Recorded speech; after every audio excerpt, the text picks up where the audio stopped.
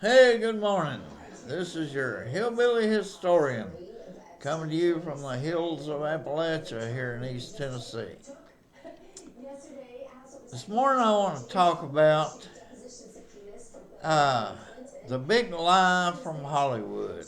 Many big lies from Hollywood, especially around the Civil War era.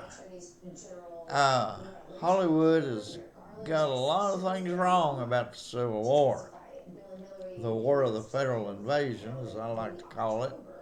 But anyway, this Civil War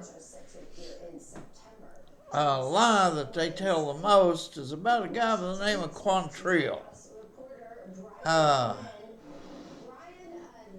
Everything you see in movies, television, Quantrill is a super, super bad guy.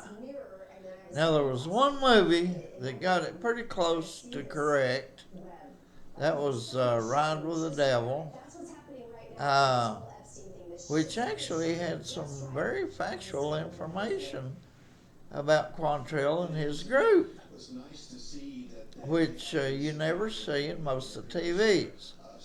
Quantrill supposedly carried a black flag and was like a pirate. And he did do some outlawry. But, when you hear about Quantrill and the James brothers and the younger brothers, you hear nothing but bad stuff about them on TV and in the movies, like they were the most evil people on earth. Well, let me tell you something. You never hear about General James Lane, Lane, Lane. He was in charge of the Kansas area when the war broke out in spring of 1861. He was in charge of that area. Also, uh, uh, John C. Fremont was in charge of the West. Uh, he upset Lincoln because John C. Fremont was freeing all the slaves. And Lincoln didn't like that. So Lincoln fired him, moved him to West Virginia, where John C. Fremont did some significant fighting in what later became West Virginia. Uh, but James Lane began to invade Missouri, stole everything. In fact, one of the officers on his staff wrote to his brother in Massachusetts, said, "Get your butt down here. We're getting rich. We're stealing everything in Missouri." And they did. In fact, James Lane totally depopulated 5 counties in Missouri. He even had a minister that rode with him that stole everything from every church: the pews, the podiums, the colored glass, photographs of Jesus, anything. He stole everything. And they did. They'd go into a home and steal all the personal items, silverware, clocks, watches, anything they could find. Uh, they steal all the livestock, all the grain, all the chickens, everything. Hey, they'd steal it all. And what they didn't steal, they'd set on fire. They put nearly 100,000 people on the road as refugees. It was absolutely terrible. James Lane, but you never hear the name James Lane in a Hollywood movie. None. Another stupid thing Hollywood does, of course, it's flashy on camera. They love to pull out them swords and wave them around. Sword fight. You ever seen a Confederate sword? You wouldn't want that to be between you and death. I'll tell you what, they weren't made very strong.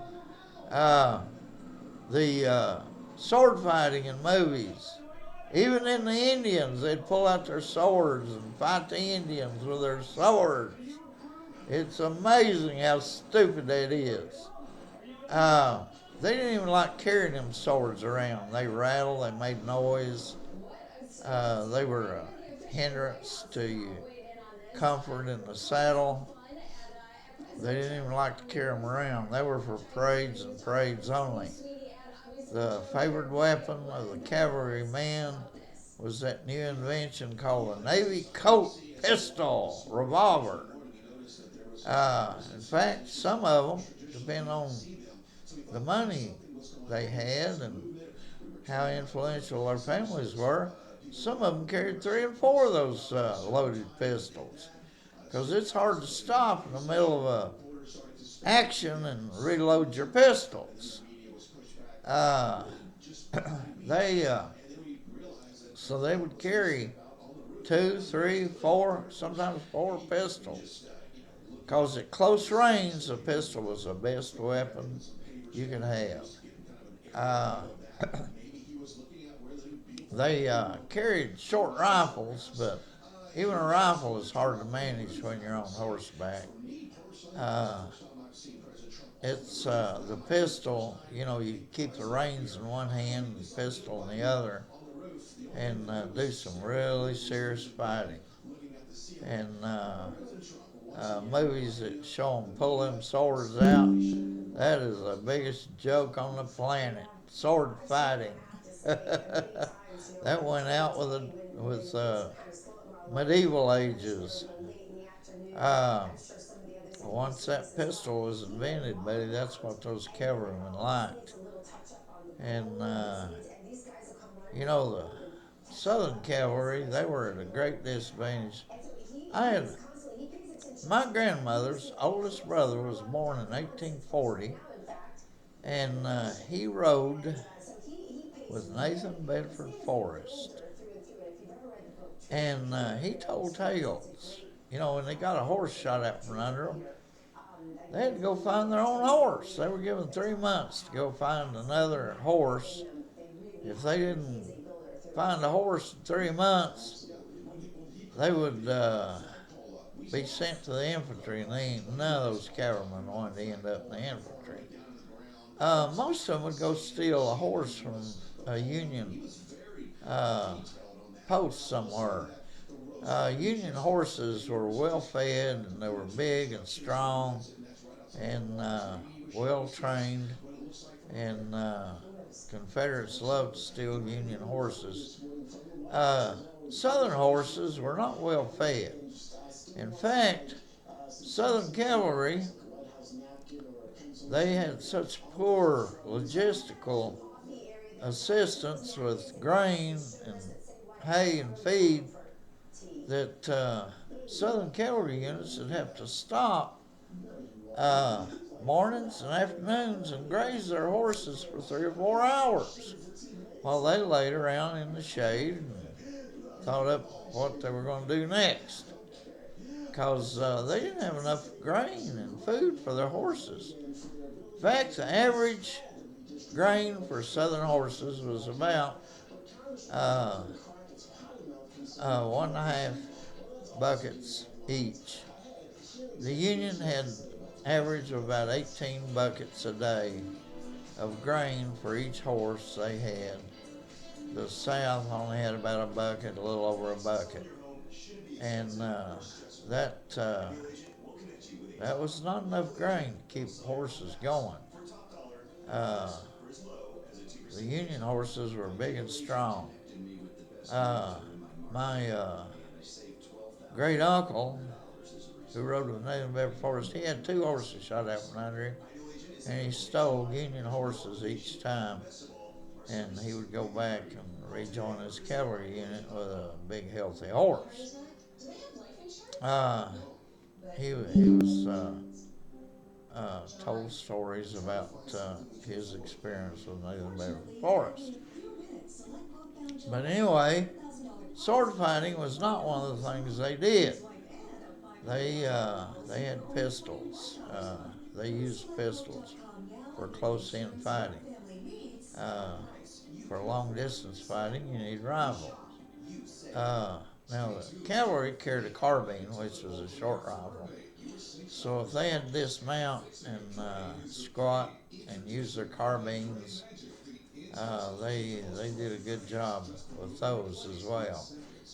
Uh, but their main horse-to-horse fighting was with those pistols, close range. They were very handy, and you could get a lot done with a pistol at close range. Quantrill was nowhere near as evil as Hollywood has pointed him out to be. I'm not saying he was a good guy, and I'm not defending him. I'm sure after James Lane, because James Lane started on day one, invading Missouri and stealing everything, killing people, burning them out, stealing everything they owned, taking their livestock, their wagons, everything. Uh, James Lane was purely evil, used warfare to profiteer. He was a profiteer general, and he used warfare to profiteer. And so he was purely evil and really bad guy, but Hollywood always makes Quantrill the bad guy, the James brothers. You know, the James brothers, they had their farm taken away from them. Now, let me tell you something. Back in the mid 1800s, up to modern America, uh, a farm was your livelihood. You could not live without your farm. Your farm produced food for you to make it through the winter. And you had to plow and plant, harvest and grow crops and everything. And if you had that taken away from you, you were up the creek. You were in trouble. Uh, you were without food, without sustenance. And for James Lane to take these people, and then the railroads came in after the Civil War, taking these people's land away from them. The James brothers, that's why they robbed trains. They hated them people. They robbed banks because they hated the banks, because they would foreclose on people's property and take it away from them. And they just had nothing to turn to except bank robbery and train robbery. It was really, really a sad situation, and that's what made the James brothers turn to crime, and younger brothers. Railroads are evil. They come in, took their land, their farms away from them, and they didn't need all that land, but they used it as an opportunity to use eminent domain and take people's land away from them. And it was sad, and really bad. Of course, it helped the growth of America. It made America strong and rich and wealthy. And but a lot of people were hurt along the way. But Hollywood has it all bass backwards, as they like to say, bass backwards. Uh, they